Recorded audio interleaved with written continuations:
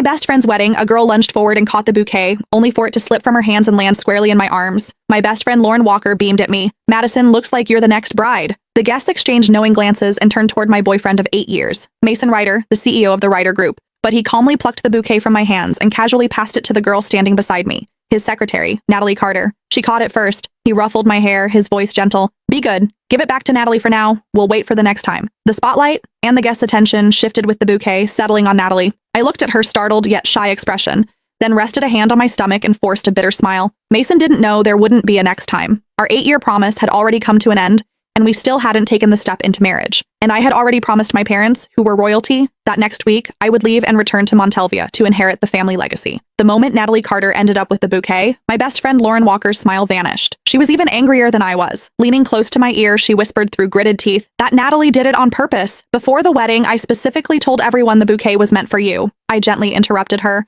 "Lauren, today is your big day. Little things like this don't matter. But you've waited 8 years just to marry Mason," she said anxiously. "And now you're carrying his child. If you still don't have the wedding soon, it's okay." I turned my head calmly and looked toward Mason Ryder. Natalie, holding the bouquet, was sitting right beside him. The distance between them was far closer than what a secretary should reasonably keep. Most of the guests were friends who knew both Mason and me well. Their eyes drifted toward me, curious, sympathetic. Lauren grew even more upset and squeezed my hand tightly. "Madison, I looked into Natalie earlier. She's a calculating gold digger who specializes in seducing rich men. She's been trying to get close to your boyfriend for months. You need to be careful. Lauren, you're the most beautiful bride today. Don't worry about me." I squeezed her hand back and gave her a faint smile. "Besides, I'm not planning to marry Mason anymore. I haven't even told him I'm pregnant." My words were so shocking that Lauren's eyes widened as she stared at me in disbelief. After a long silence, she finally remembered that the wedding ceremony still had to continue. When the wedding ended, Lauren hugged me tightly. "Madison, if you need any help, just tell me. I support whatever decision you make." "What decision?" After she left, Mason walked toward me, calm as ever.